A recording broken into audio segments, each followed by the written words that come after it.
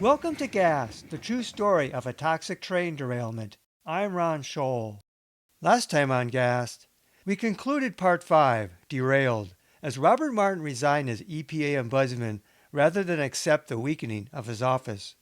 With Martin no longer on the Alberton case, the EPA Office of Inspector General later issued a final report on Alberton. We now begin the final part of Gas, Part 6, The Last Train, as Alberton spill victims seek justice and compensation in court. We begin with chapters 1 and 2. Chapter 1, Give and Take. Epigraphs. We know the inconvenience we've created for people, and we're going to be here for many, many years. We're going to take care of them and make sure things get resolved to their satisfaction. MRL President Bill Brodsky, April 14, 1996. I remember all too well those slick, well-intentioned words from men with fresh haircuts, wearing suits, soothing us, the crowd of flannel shirts, about our inconveniences in terms of time and money. Of course, they never mentioned chemical injury, chronic illness, or disability. Lucinda Hodges. During the weekend after the April 11, 1996 spill, law firms solicited victims through ads in the Missoulian. As a counteraction, MRL announced on April 15 a temporary claims center. A long-term claims office would open in Alberton after general reentry. Meanwhile, MRL covered initial medical costs as well as the practical matter of food and lodging. In the initial jockeying for the hearts and minds of spill victims, for many, MRL was seen as benevolent while attorneys were sharks. While lawyers solicited with ads and cards, MRL's claims adjusters spoke directly at evacuee meetings. The Missoulian reported April 16 on assurances made to residents. J. Randall Little of Railway Claims Services, hired by CNA Insurance, the general liability carrier for MRL, spoke to the crowd. Montana Rail Link will make sure every claim that you have will be satisfied, Little promised in response to attorney ads. Every dime that you lose will be taken care of. That is the pledge of Montana Rail Link. In addition to paying for an estimated 400 motel rooms and issuing food and clothes vouchers, Little had advanced about $45,000 cash to evacuees to use whichever way they see fit, he said. Some people were unable to work because of the evacuation or their health and needed cash until lost wages were settled. While MRL was responsive to immediate needs and costs of the spill, toxic tort lawyers turned a jaundiced eye toward the long haul. A Minneapolis attorney told the newspaper on April 15 that people don't realize they need to see a doctor right away to document what's going on. Baseline medical documentation was helpful as well. It was in MRL's interest to settle claims quickly, especially if health problems became chronic. During the evacuation period, assurances by officials and doctors that the vast majority of people would recover within days or weeks worked to MRL's advantage to prime victims to settle early. The first lawsuit surfaced in the Missoulian on April 17. Ronald Dale Williams, residing half a mile east of the derailment site, filed suit in county court through attorney Xander Blewett of Great Falls. The claim went beyond the continuing lung and throat problems that Williams reported 5 days after the spill. Blewett attacked the safety history of MRL since their 1987 purchase of the Southern Line from Burlington Northern. Safety signaled liability issues and potentially punitive damages. Blewett said countless Alberton victims had complained to him about many acute ailments, including lung problems. He recounted a case from 1989, a man caught in an unspecified chemical gas from an MRL derailment in Helena, Montana. The man's problems worsened over time, and he now has reactive airways disease, Blewett said. 7 years later, his problems still aren't over, he said.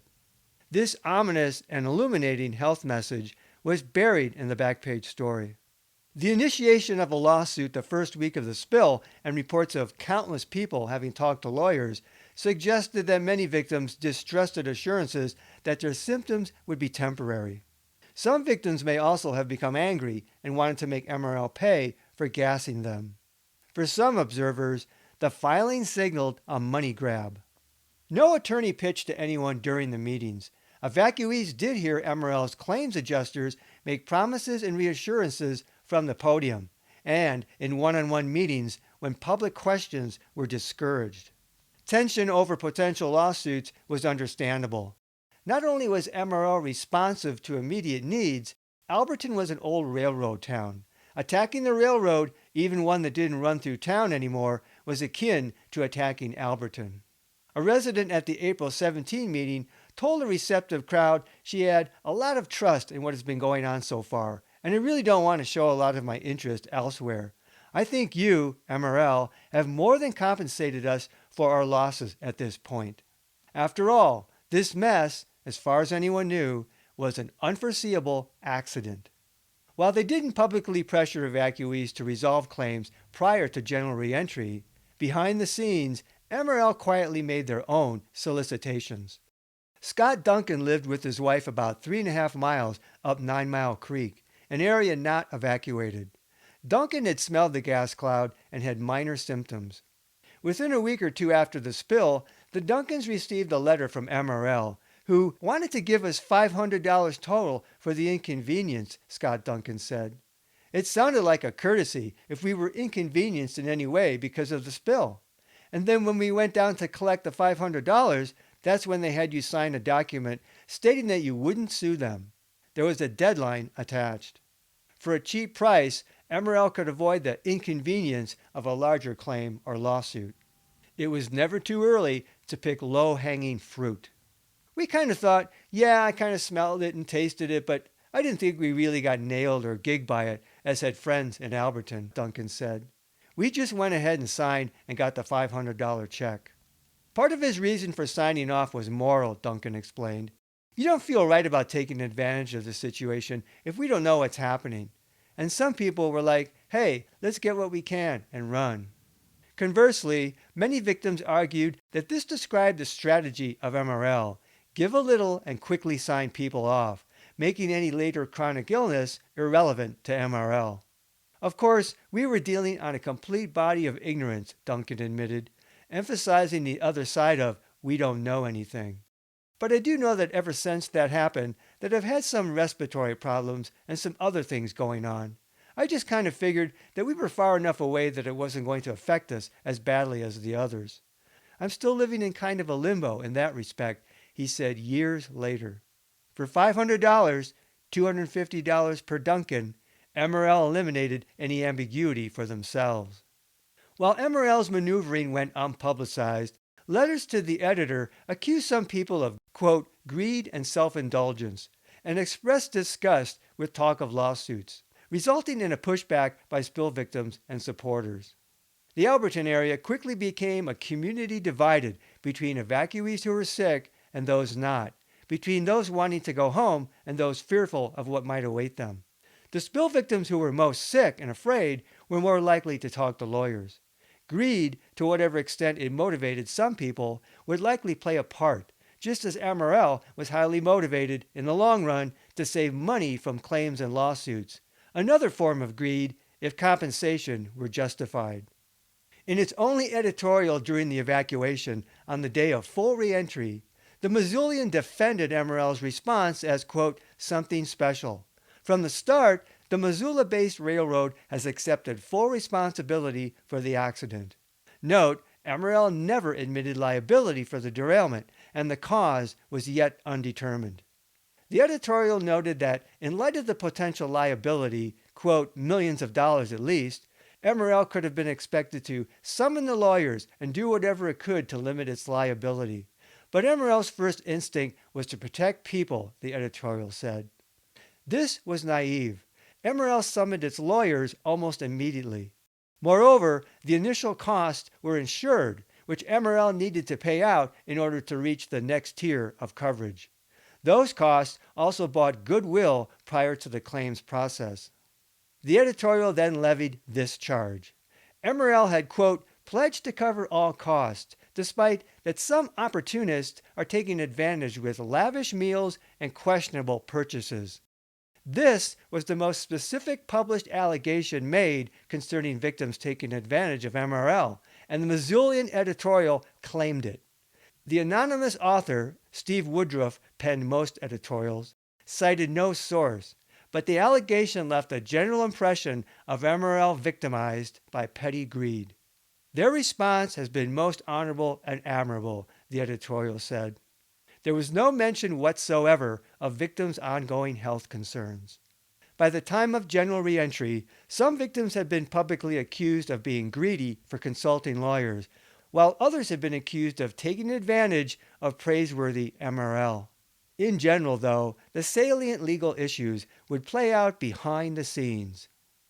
How much was at stake?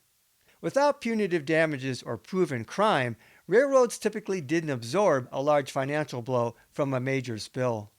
Including damage to equipment, track, lading, and the cost of clearing, MRL incurred initial costs totaling almost $4 million. MRL also paid up front for food, clothing, and housing, some medical costs, and also environmental testing, sampling, monitoring, and cleanup.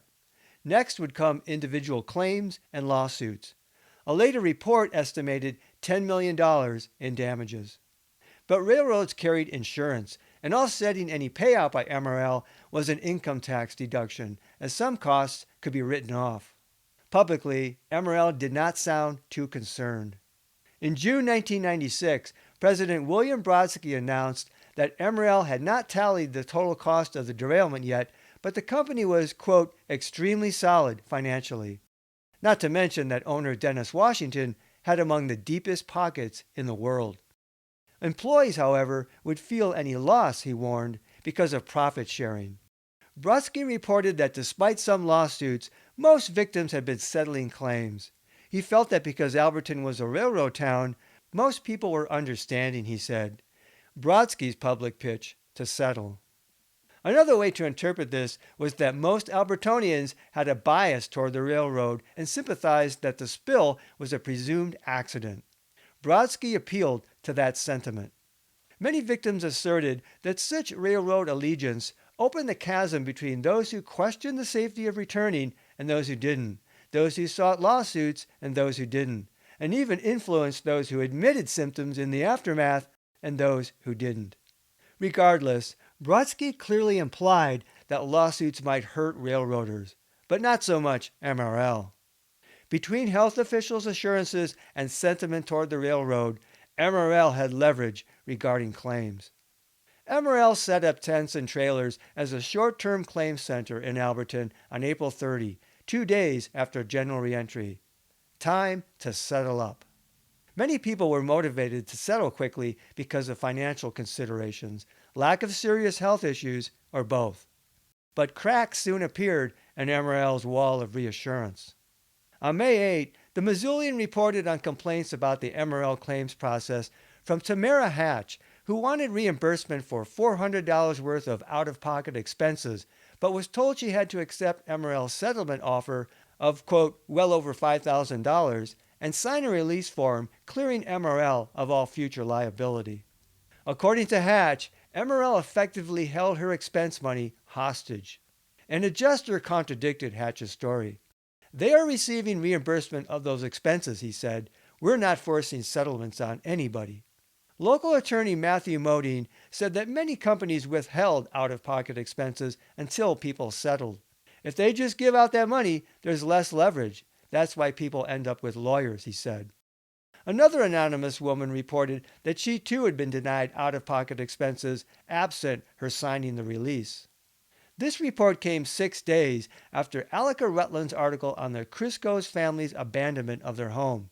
Her stories were the first and only investigations to look a bit closely at complaints of ongoing contamination and MRL's settlement process. Privately, some people would claim MRL representatives threatened to subtract expenses such as food and lodging from their settlement, in effect making them pay for their own evacuation expenses. Within a week, the Missoulian published the only opinion piece by an Alberton resident concerning the spill, by Tamara Hatch. She reiterated her claim that MRL's claims adjuster refused to give her $400 for out-of-pocket expenses without settling.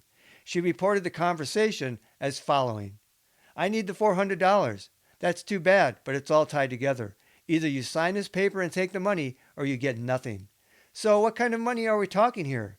For you, at least $5,000. Just think what you can do with that money.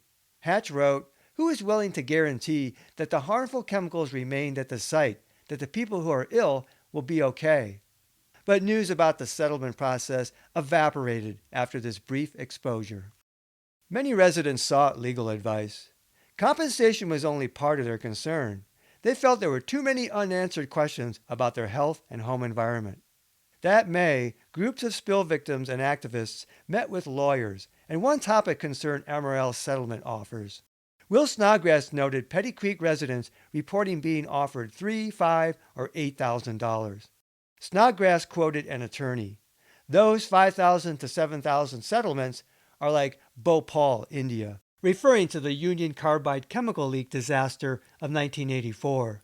But reports of much lower amounts would surface. "It was a bribe," said one activist about the amounts of money people settled for early on, when most vulnerable. EPA's Chris Weiss reflected, "Unfortunately, the mode of operation of the rail companies following a disaster is to go in and write small checks, relatively small checks, to as many people as they can and cut them out of the liability. And I think a lot of people signed up for that sort of thing without realizing that there were long-term consequences, emotional, traumatic, and perhaps health-wise." Dr. Kay Kilburn said the purpose of pushing for quick settlement was to buy off potential litigants before they have experienced or even anticipated the extent of their health damage. If MRL's settlement strategy was smart greed, those who settled quickly thinking they were getting something for practically nothing was perhaps stupid greed. Many people took the quick money and spent it fast. At the same time that pressure was on to settle, some people indisputably committed fraud. The first person was arrested for taking advantage of MRL in early May.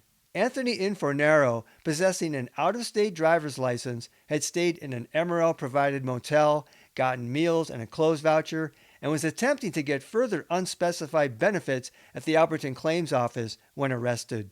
No one could verify 2 Alberton residents he gave, among other unspecified inaccuracies attributed to him. Infernero was charged with felony theft. Mineral County Attorney Sean Donovan reported other likely abuses, mainly tied to people seeking free meals. Such people were victimizers, not victims of the spill, but their fraud further tainted public perception of claims in general. The investigations into abuses ultimately netted few charges. False claims by people not exposed amounted to small potatoes. The true victims of the spill were not responsible for MRL's derailment, weren't responsible for others' fraud, and didn't deserve being labeled as greedy, no matter how well they ate, on what ultimately may have been their own dime. During the evacuation, people were treated very well, Lucinda Hodges recalled, but the perception was that we really were like on a vacation. It was easy to forget that we were there because our home had just been poisoned. The community had been poisoned. That was MRL's responsibility. Chapter 2. Claims. Epigraph. I look at Montana Rail Inc. as stealing my dream. Carol Greenwood. The railroad said that they would handle each claim on an individual basis, Lucinda Hodges recalled. Some people were treated very well. Other people were totally written off.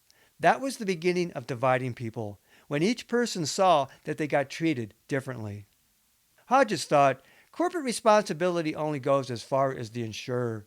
And to think that when a company comes in and says, we're local and Montanan and we'll take care of you, that's only until they go above their insurance limits. And then you're dealing with multi-level insurers from all over the world that don't care about Montana. As another level of insurance stepped in, her treatment changed. Agents lied, reneging on an agreement to get her a rental house. I learned very quickly that their word meant nothing. The long haul was very short, she said. While officials estimated that 1,000 people had been evacuated, the best database for those significantly exposed was possibly MRL's claims list. More than 2,000 individual claims were filed, plus over 200 business claims. Like everything else related to the spill, the experiences and perceptions of people settling their claims was broad and varied, and rife with complaints. For both MRL and spill victims, much was at stake. The following examples illustrate spill victims' experiences with MRL claims agents. East of the spill to Alberton. Orvin Crowder of South Frontage Road had a letter from Dr. Rick Neumeister stating that I definitely shouldn't go back to work because of my eyes. And they said, okay, you bring in the proof of what you were making and we'll pay your wages. So they did, up to the $10,000 mark, $5,000 apiece, and then they just cut us right off with no explanation. The cutoff and attitude of the claims adjuster drove the Crowders to seek a lawyer. Alberton volunteer firefighter Terry Fairbanks said, I was forced to settle. At the time of the derailment, I was on welfare. Somewhere along the line, Medicare was getting billed for my migraines and MRL was not paying for it. And I got charged on welfare fraud. So all of a sudden, I have 2 kids, rent, medical bills, and no income, no food, nothing. So I was forced to settle. Fairbanks still couldn't afford all her medications.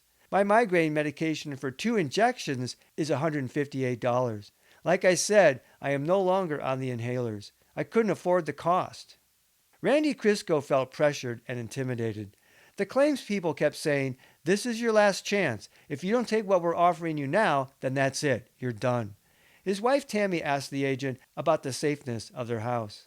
I never got so mad as to the point where, when one of the claims agents told my wife that she was crazy, that she was just having paranoid delusions. The Criscos joined a class action lawsuit. One agent made the comment to us, you know, Randy, he said, it would have been easier if you'd all just been eliminated. He said, we would have had less payouts and a lot less problems. Crisco knew of people who received as little as $500. It just depended on how bad you needed the money at the time, I guess. Like many others, Tom Wheeler wanted a settlement to cover future medical expenses related to the spill, which MRL's claims agents refused. He waited over 2 years to settle, waiting to see if his lungs improved. Wheeler said, there were some old people in town I thought they treated them pretty poorly, but the old folks have to eat. Still, some of those people seemed grateful, he said. You know, we didn't have nothing before this. We got to go to town for 17 days, and then they given us $1,000. Wheeler knew of others offered less.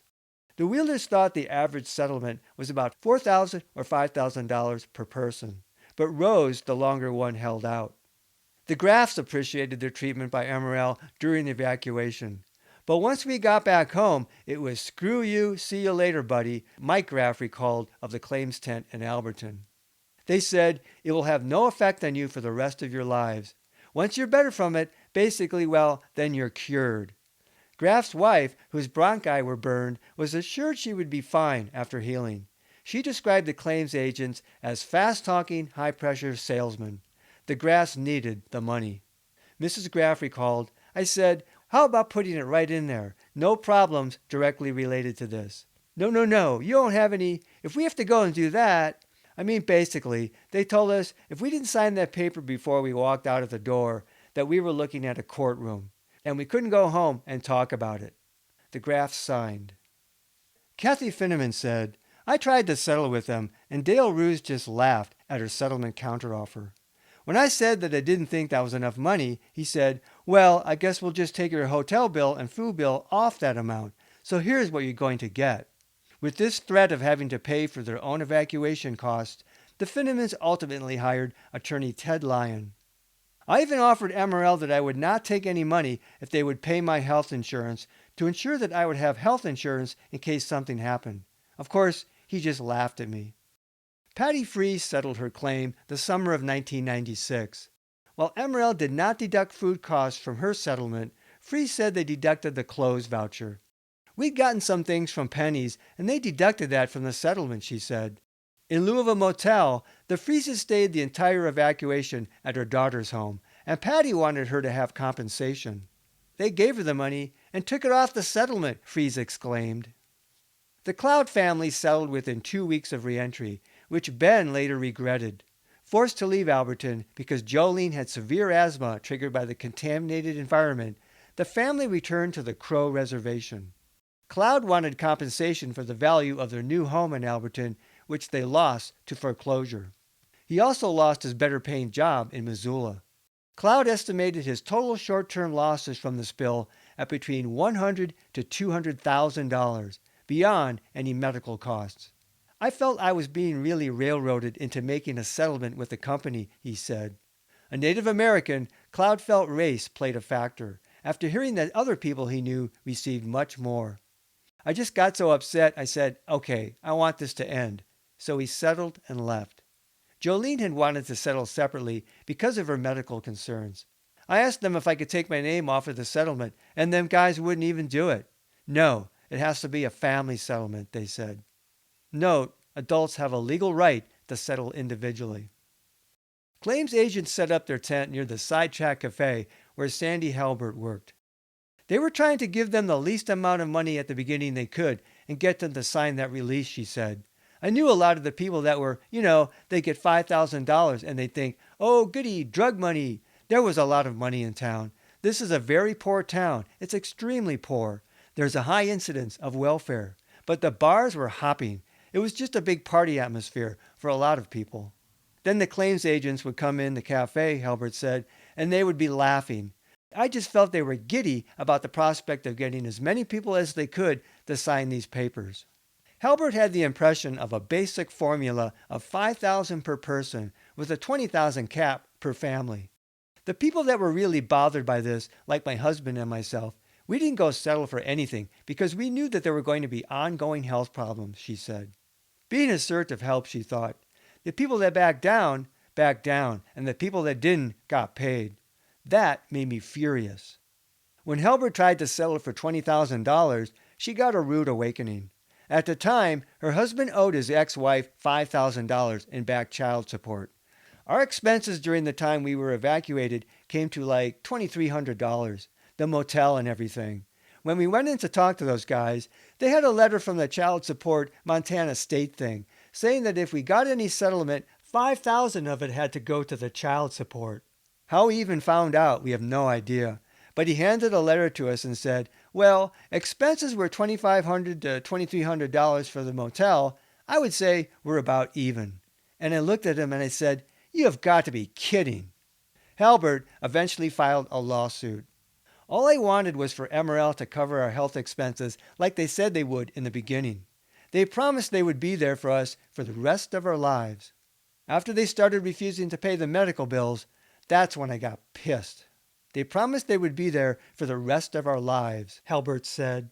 When they first started giving money to people, it started out as a couple $1,000s to the first ones who settled, Colleen Howard recalled. When time went on, it was $3,000 or $4,000, and then it was $5,000. So the people who settled at first were mad because they ran in there and got their money right away. It got real ugly. Around the fall of 1996, MRL ceased medical payments to Howard. I think it was because they knew that anybody who hadn't settled at that point was probably going to sue.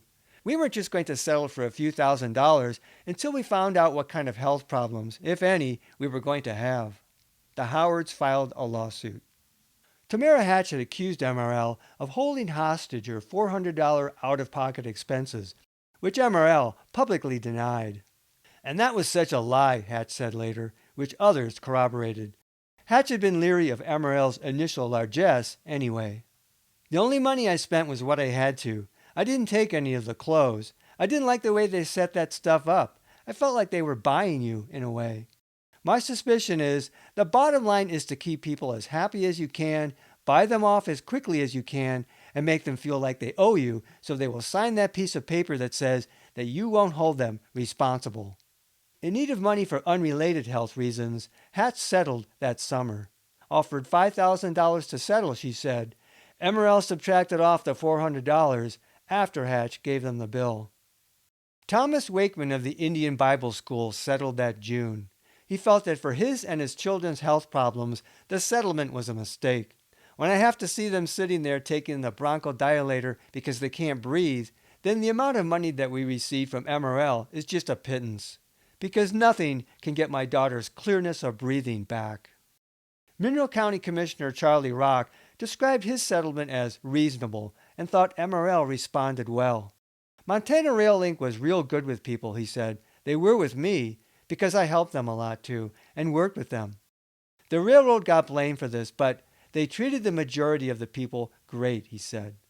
The majority of those interviewed did not agree. Next time on Gas, the true story of a toxic train derailment. We continue the chapter on claims as Alberton spill victims recount their experiences with Montana Rail Link claims agents. We also look at the case to be made for exposure to chlorine and other chemicals in the Alberton spill. Until then, this is Ron Scholl. Thanks for listening. This podcast is adapted from the book Gas, the true story of a toxic train derailment. Visit Amazon.com to see the 2-book series.